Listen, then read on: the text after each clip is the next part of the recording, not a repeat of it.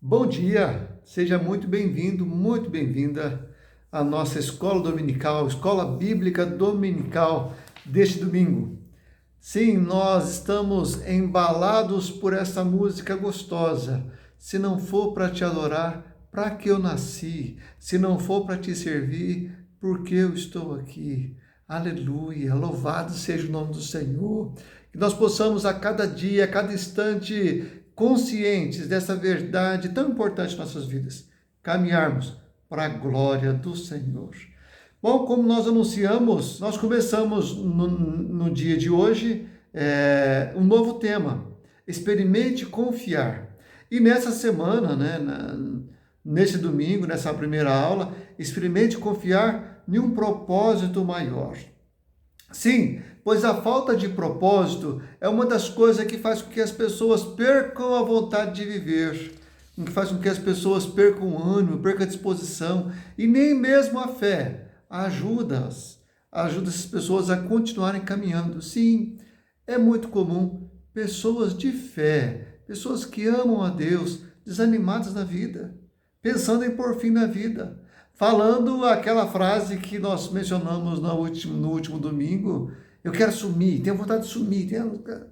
Quem fala isso, nós vimos no último domingo, na verdade está dizendo implicitamente o seguinte: se moralmente fosse aceitável, eu me mataria. Se moralmente fosse aceitável. Então, o que faz com que as pessoas vivam assim? Mas o mais importante, como podemos caminhar na vida, enfrentando seja qual for a situação difícil que enfrentarmos, sem perdermos o ânimo, sem perdermos a esperança, empolgados. Se eu dissesse para você que é possível você enfrentar qualquer situação, por mais difícil que pareça, sem deixar que isso lhe provoque medo ou desânimo, você acreditaria que é possível? Sim, pois é possível. Quando nós temos um propósito na vida, quando temos um propósito maior na vida, nós podemos enfrentar, seja o que for, sem sermos amedrontados ou vivermos desanimados.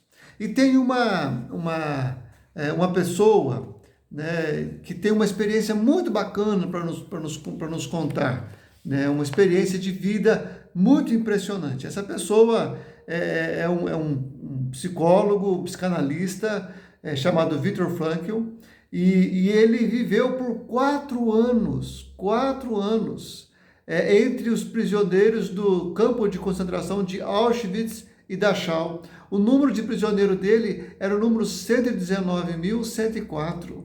E ele, quando foi para o campo de concentração, ele era judeu, né? Quando foi para o campo de concentração, ele já era psicólogo e psicanalista, né? E uma pessoa ligada a assuntos filosóficos. E lá ele viveu por 4 anos. Imagine o que é você viver numa situação como essa. E ele sobreviveu.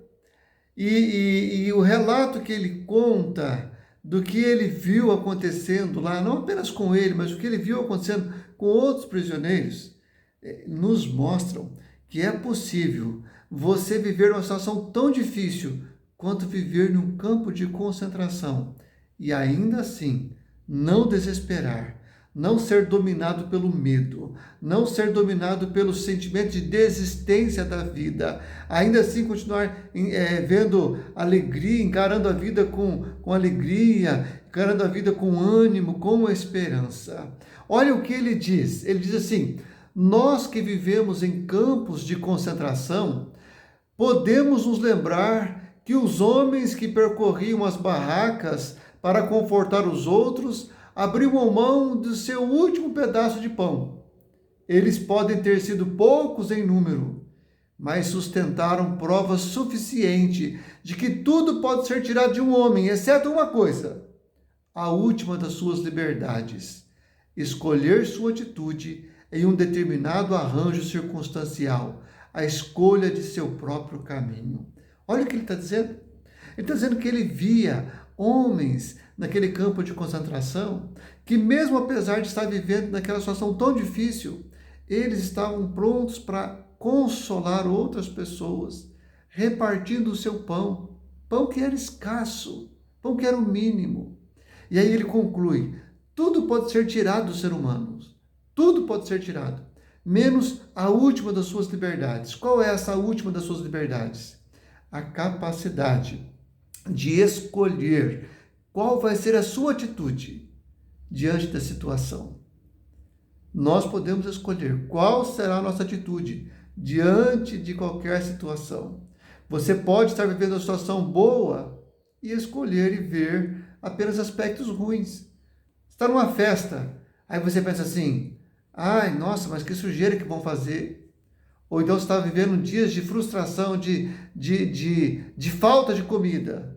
Mas pode ver assim: ah, pelo menos até que enfim eu vou emagrecer. É nós que escolhemos. Isso está ao nosso alcance. Escolher como nós vamos encarar, qual vai ser a atitude que nós teremos, seja qual for a situação. É sobre isso que nós vamos falar na aula de hoje, né? Sobre essa capacidade de escolha, né? Quando nós ousamos confiar que existe um propósito maior nas nossas vidas. Mas ainda falando sobre o Viktor Frankl, que depois que saiu do campo de concentração, ele desenvolveu um método de tratamento psicológico chamado logoterapia, que é muito difundido em nossos dias e também é muito eficaz. Olha só o que ele disse depois de sair do campo de concentração. Nós podemos descobrir o significado da vida de 3 diferentes maneiras. Como é que alguém descobre qual é o significado da vida? Fazendo alguma coisa, experimentando um valor ou um amor e sofrendo. O Viktor Frankl concluiu isso, que você descobre qual é o significado da vida quando você faz algo, quando você experimenta um valor ou experimenta um amor, ou então quando você sofre. Nós podemos experimentar o amor de Deus. Deus veio ao nosso encontro e Ele nos ama. E nós podemos sentir esse amor, receber esse amor, experimentar esse amor. Ele também nos capacita e nos chama para fazer diferença na história. Nós podemos fazer algo. E quando seguimos essa direção, experimentamos o sentido da vida. E nós também vivemos com nossos pés aqui na história, vivendo o nosso dia a dia, mas com os olhos lá no futuro. Bem, até agora, nós vimos essas experiências que o Viktor Frankl teve, que demonstram que é capaz, que é possível, aliás, é possível uma pessoa enfrentar seja o que for, sem perder a fé, sem perder a esperança e sem perder a alegria de viver. Olha só 2 frases que o Viktor Frankl falou e eu queria perguntar se você concorda com elas. Ele diz o seguinte: cada vez mais as pessoas têm os meios para viver, mas não têm uma razão pela qual viver. É bem verdade, né? Hoje nós temos muito mais meios para tornar a vida agradável. Nós temos telefones celulares, temos tecnologia, né? Temos muitos prazeres ao nosso alcance, mas ainda assim nós vemos muitas pessoas sem razão para viver. Cada vez mais as pessoas têm os meios para viver, mas não têm uma razão pela qual viver. Ele ainda diz o seguinte, e olha que impressionante essa frase: quem tem um porquê enfrenta qualquer como. Quem tem um porquê enfrenta qualquer como. Quem tem um porquê viver enfrenta qualquer situação em que é difícil de viver, porque tem um porquê. Muito bem, mas eu queria também citar aqui um filósofo chamado Albert Camus. Ele diz o seguinte, olha que interessante ele diz: muitas pessoas morrem porque consideram que a vida não vale a pena ser vivida. Vejo outros que, paradoxalmente, deixam-se matar pelas ideias ou ilusões que lhes dão uma razão. O que se denomina razão de viver é, ao mesmo tempo, uma excelente razão de morrer. Então, tem pessoas que morrem porque acham que não tem razão para viver. Tem outros que encontraram uma razão pela qual viver, que vale até mesmo a pena eles perderem a vida, vale a pena até terem dificuldades, enfrentarem lutas, privações, porque essa razão de viver os impulsiona a isso, né? Então, o Albert Camus diz, o que se denomina razão de viver é ao mesmo tempo uma excelente razão de morrer. Então ele conclui dizendo, julgo então que o sentido da vida é a mais premente das perguntas. Ou seja, qual é a pergunta mais importante a ser respondida? Qual é o sentido de viver? E aí, no vídeo que eu mandei para te convidar para essa aula, eu citei aquele mito de Sísifo, né? Inclusive, esse é um livro escrito por Albert Camus, né? O mito de Sísifo, que conta a história do rei de Corinto, né? O Sísifo, que era essa é uma história da mitologia grega, né? Que era um homem muito esperto, que enganou os deuses por várias vezes. E então, depois que ele morre, ele recebe uma maldição, né? A maldição de carregar uma pedra, de ele carregar uma pedra até o alto de uma montanha. E quando estava chegando no alto dessa montanha, essa pedra voltava a rolar montanha abaixo, e o Sísifo era obrigado a começar tudo de novo. E ele tinha essa tarefa, uma tarefa que nunca tinha fim, uma tarefa que sempre era preciso ser refeita, vez após vez, ou seja, ele nunca saía do lugar. E o mito de Sísifo, ou essa história da mitologia grega, ilustra bem como muitas pessoas se sentem nas suas vidas. Sentem-se apenas cumprindo tarefas, cumprindo obrigações, sem um propósito, sem chegar a lugar algum, sem atingir algum objetivo. E isso rouba nossas energias. Quando nós vemos a vida apenas como uma repetição de tarefas, apenas como o cumprimento de obrigações, nós vivemos a vida muitas vezes, mas sem alegria, sem entusiasmo, sem prazer, sem contentamento. Isso rouba a alegria da nossa vida. A pergunta que eu faço é: você, como você tem vivido a sua vida esses dias? Como você tem vivido? Você tem encarado a vida apenas como uma luta para sobreviver ao Covid? Você tem encarado a vida apenas como uma luta para conseguir dinheiro, para poder pagar as contas, e todo mês tem conta nova, todo mês tem as mesmas contas, ou às vezes até contas novas? Como você tem encarado a sua vida? E aí nós vamos para a palavra de Deus. Nós vamos estudar um texto da palavra de Deus. Agora, antes de nós lermos esse texto, que é o texto do chamado de Abraão, que está lá em Gênesis capítulo 12, eu queria fazer aqui uma contextualização do que estava acontecendo quando Deus chama Abraão. Perceba que em Gênesis capítulo 11, narra a história da Torre de Babel, né? Torre de Babel, que é o momento em que os homens se unem e querem fazer uma torre. E qual é o propósito deles em fazer uma torre? De não serem dispersos na terra, de terem os seus nomes lembrados para a eternidade. Veja que esta iniciativa humana de construir uma torre, uma iniciativa que inclusive Deus precisa de intervir, né? Essa iniciativa humana de construir uma torre para ser lembrado, uma torre que alcance até os céus, é uma iniciativa humana de tentar encontrar sentido e razão na própria existência. São os homens tentando encontrar um sentido e uma razão em existir. É como se perguntasse assim: por que vale a pena existir? Então alguém diz assim: não, só vale a pena existir se nós formos lembrados para toda a eternidade.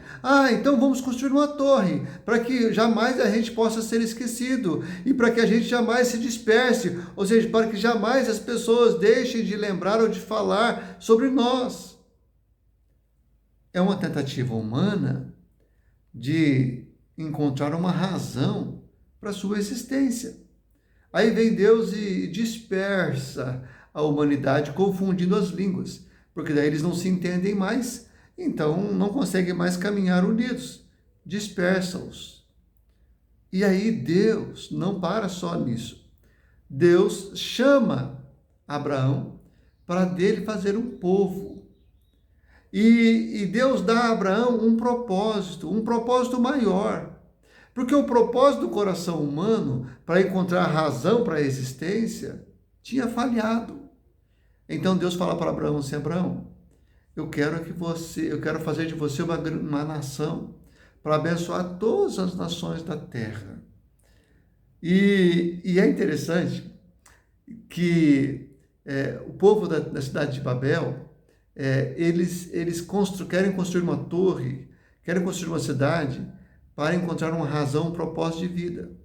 Deus chama Abraão para viver como nômade.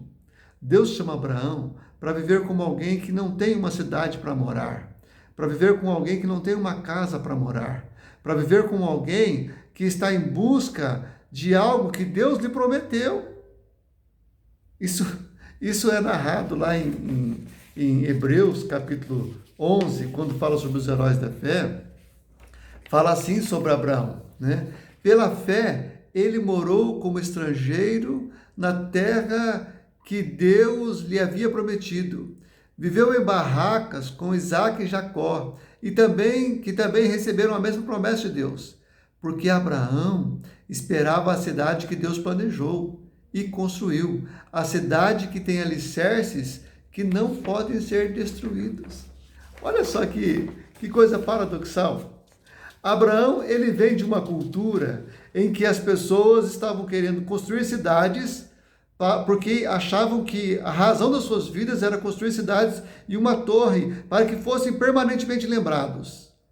Deus fala: não, Abraão, eu quero chamar você, porque eu quero levar você a viver como nômade, esperando, ou acreditando, ou buscando morar numa cidade cujos alicerces jamais podem ser destruídos. Você viu a destruição que aconteceu aqui nessa cidade, Babel.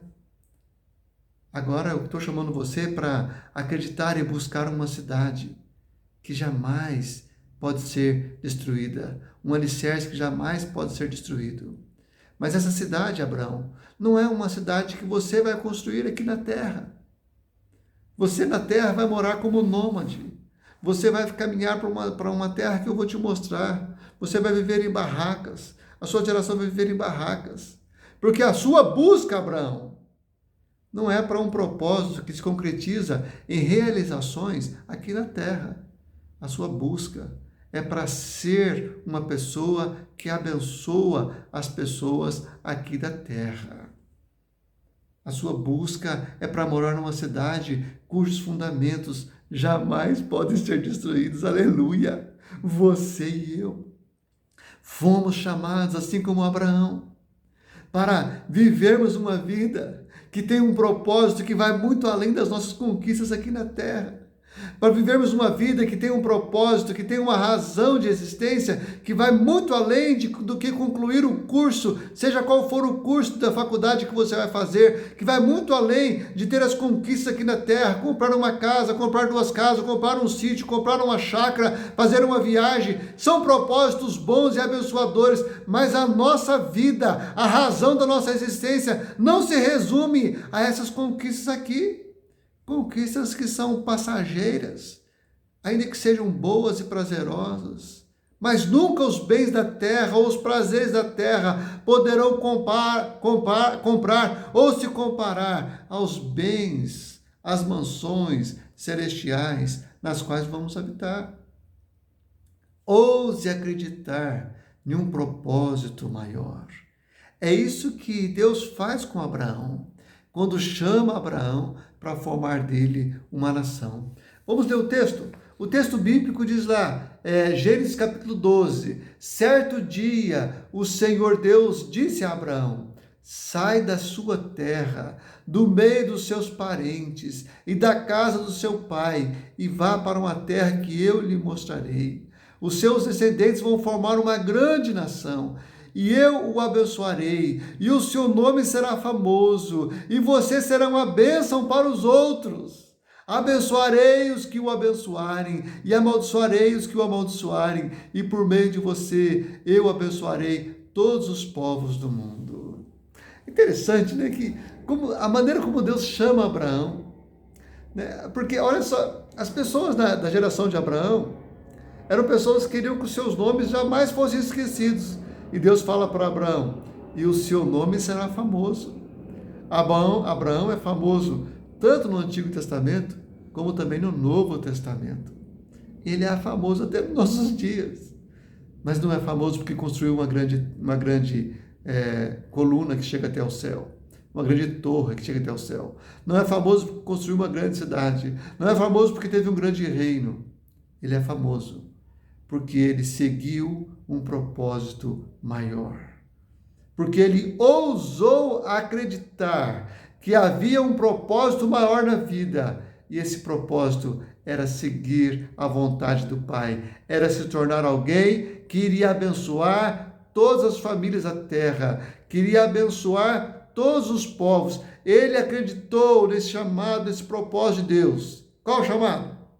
Ser bênção para as nações, ser bênção para outras pessoas. Esse é um propósito maior, muito maior do que alcançar as coisas desse mundo, do que alcançar as realizações deste mundo. Deus chama Abraão para algo extraordinário, não para ficar apenas no ordinário. Olha que chamado abençoador. Agora eu gostaria de pensar com você sobre esse propósito de Abraão, ser bênção. E a pergunta é: o que é ser bênção? O que é ser bênção? Eu e você, que fomos chamados para ser sal da terra e luz do mundo em Cristo Jesus, eu e você que fomos chamados para ser também abençoadores, assim como Abraão foi uma pessoa chamada para abençoar as outras pessoas. Um homem que encontrou uma razão na sua vida.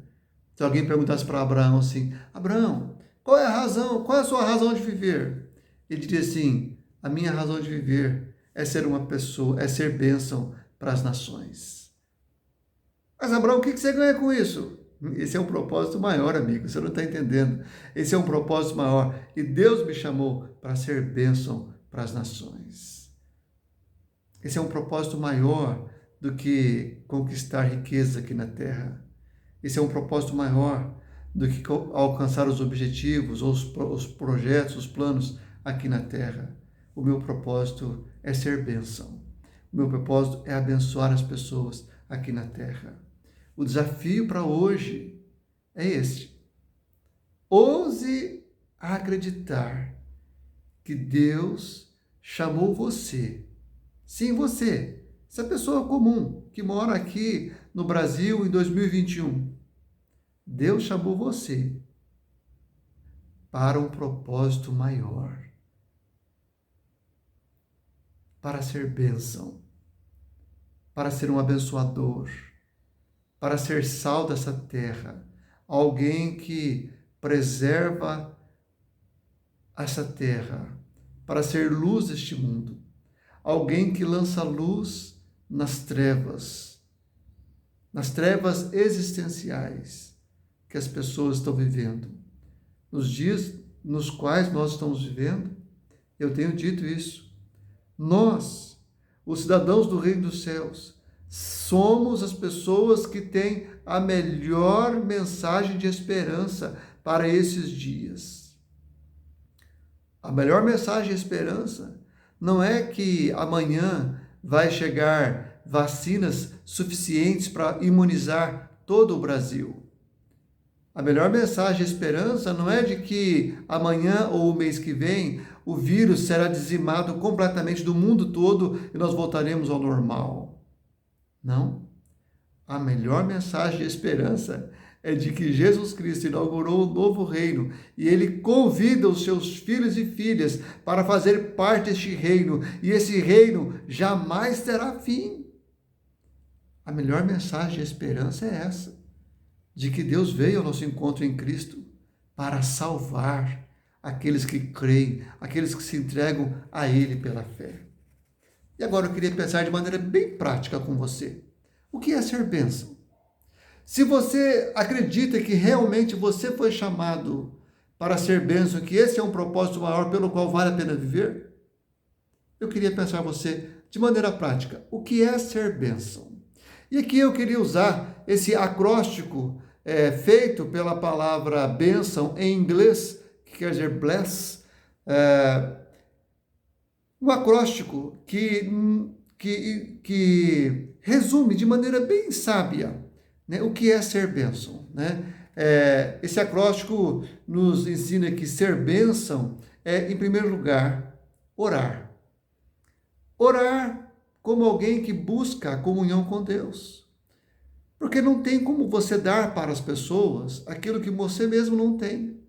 Não tem como você falar de Deus se você mesmo não está cheio de Deus. Se você mesmo não tem experiência com Deus. Se você mesmo não conhece a Deus por se relacionar com Deus. Primeira coisa é orar. Busca Deus. Quer ser bênção? Esteja em intimidade com Deus.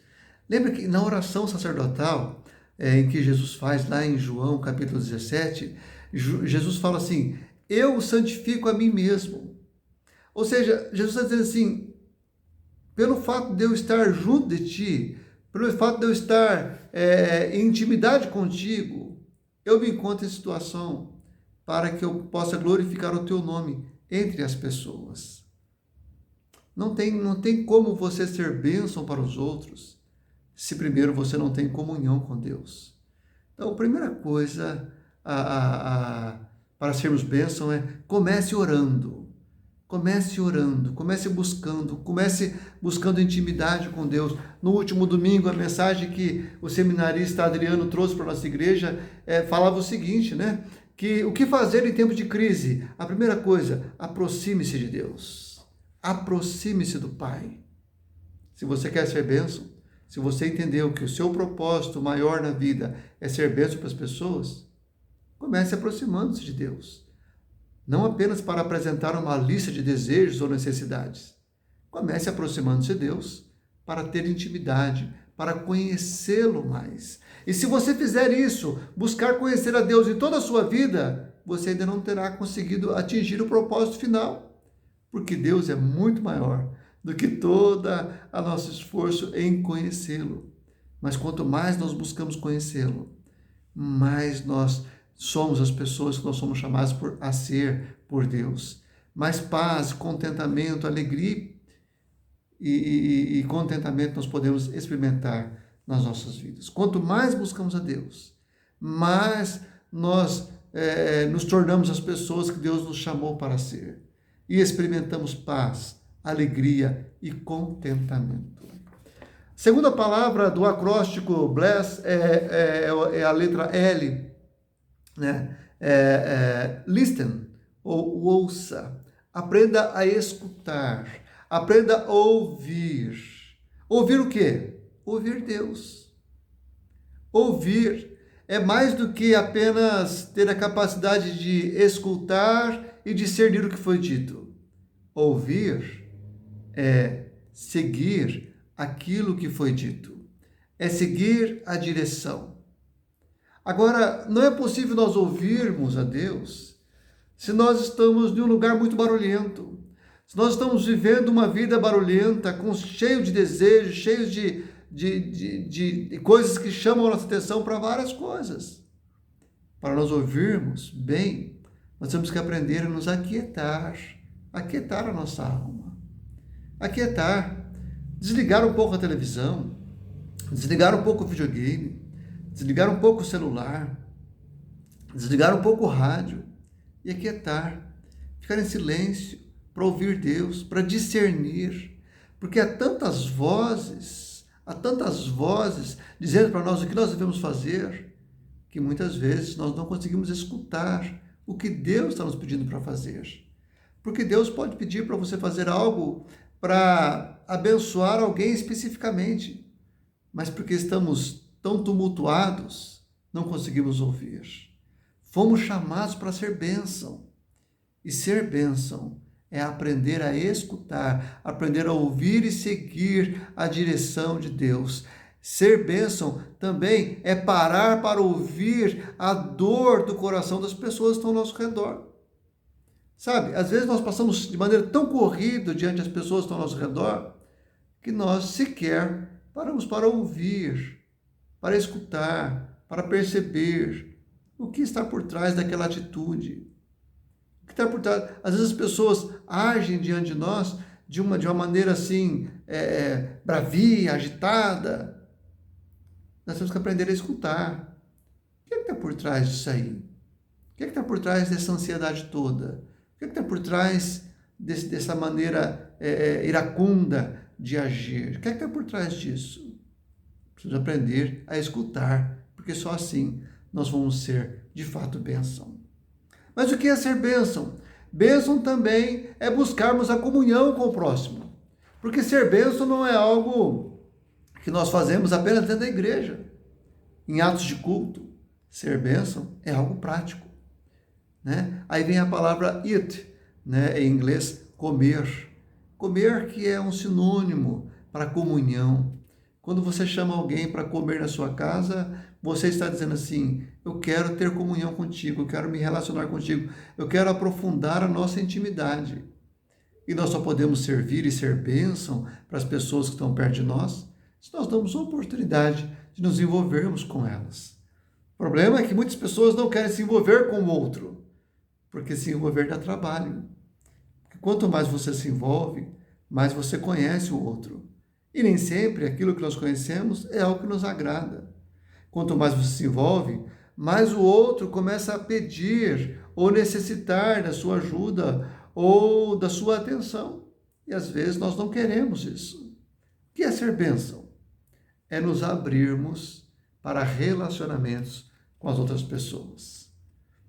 Mas, o que é ser bênção? Ser bênção é servir, né? E aí vem a outra palavra do acróstico da palavra inglesa bênção, bless, que é servir. A essa altura, o servir já começa a ser uma realidade natural. Quando você escuta Deus, quando você tem intimidade com Deus, busca Deus, ora a Deus, quando você escuta Deus, quando você se abre para o relacionamento, naturalmente começam a surgir as oportunidades de serviço. Você começa a ouvir o que Deus está pedindo para você fazer para aquela pessoa. Você começa a perceber a necessidade das pessoas. Naturalmente surgem as oportunidades de serviço. Lembra do bom samaritano? O reverendo Vandos falou há 2 semanas atrás, né? A parábola do bom samaritano, quando ele falava sobre bem-aventurados são os misericordiosos. O sacerdote e o levita estavam tão ocupados em fazer ou cumprir os deveres da religião que não tiveram tempo para ouvir, para perceber a necessidade daquele homem que estava caído.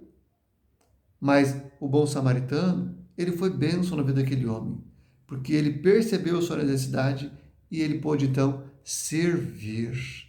Ah, que tremendo! É aquele texto lá de Atos 20:35, onde diz assim: é mais feliz quem dá do que quem recebe. Servir devia de ser algo que nos dá prazer, devia ser algo que nós buscamos fazer. Eu quero servir. Por que você quer servir? Porque é mais feliz quem serve do que quem é servido. Foi Jesus que disse isso, segundo o apóstolo Paulo lá em Atos 20:35. Servir é ser bênção.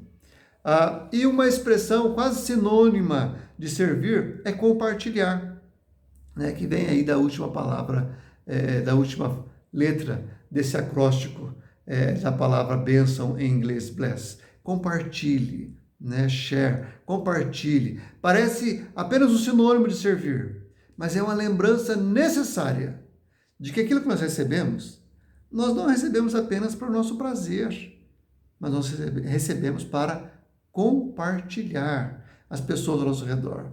E você não vai ser chamado a dar nada para os outros que você não tem recebido. O que é compartilhar? Eu tenho. E eu tenho de maneira que eu posso repartir com o outro e não vai me fazer falta. Então, é um ato de amor.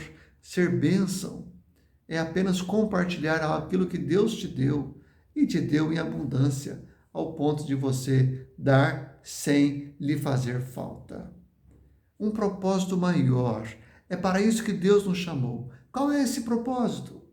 Esse propósito que dá motivação para viver. Esse propósito que dá motivação para trabalhar. O apóstolo Paulo fala que quando nós trabalhamos e repartimos para os outros, um dos objetivos de nós trabalharmos é repartirmos para os outros. Isso parece tão incompreensível à luz dos nossos dias, mas é uma verdade tão abençoadora quando nós entendemos isso. Para que você vai acordar amanhã cedo, segunda-feira, para trabalhar? Porque você foi chamado para ser bênção. Acredite que esse é um propósito maior para o qual Deus te chamou. Para que você vai enfrentar o medo e as dificuldades? Porque você foi chamado para ser bênção. Para que você vai enfrentar aqueles que te perseguem, aquelas lutas, aquelas dificuldades? Porque você foi chamado para ser bênção. E se você tem isso como um chamado de Deus para a sua vida, então você enfrenta qualquer dificuldade, qualquer situação de dificuldade é superada quando você acredita que Deus te chamou para um propósito maior. Maior do que realizar coisas nessa terra, maior do que alcançar riquezas, maior do que conquistar projetos, de que realizar sonhos. Você foi chamado para ser bênção. Para ser bênção para você, para sua família e para aquelas pessoas que Deus colocar ao seu redor. Para aquelas pessoas que Deus colocar perto de você e você, pela sua atitude de abençoador, transformá-las no seu próximo. Quem está perto deve virar o nosso próximo, a quem nós somos chamados a amar depois que amamos a Deus de todo o coração, toda a alma, todo o entendimento e todas as nossas forças. Vamos orar? Pai, obrigado, Deus. Obrigado porque o Senhor nos dá, ó Deus, um meio através do qual nós podemos enfrentar toda e qualquer dificuldade neste mundo. O Senhor nos chama para um propósito maior, mais abençoador, sustentador de vida e de ânimo, sermos bênção. E oramos, ó Deus, pedindo que o Senhor nos ajude a entender isso de maneira profunda. Ó Deus, não apenas através do intelecto, mas através do nosso coração. Dá-nos graça, ó Pai, para amarmos esta verdade de tal maneira que a nossa vida possa ser impulsionada, animada, ó Deus, que possamos ter energia, ó Deus, a partir desta verdade eterna, de que fomos chamados pelo Senhor para um propósito maior aqui nessa terra, sermos sal, sermos luz, sermos bênção onde o Senhor nos plantou. Sim, ó Deus, faz-nos frutíferos para a glória do Teu nome. Isso nós te pedimos em nome do Senhor Jesus. Amém e amém. Deus te abençoe. Diante do trono, Senhor, quero levar minha oferta de amor. Diante do trono, Senhor, quero levar meu sacrifício de louvor. As minhas mãos levantar, tua beleza então contemplar. Com meus lábios declarar toda a minha adoração. Se for te adorar, para quem nasci. Se não for te servir, porque estou aqui. Se eu quero te adorar, eu te adorar.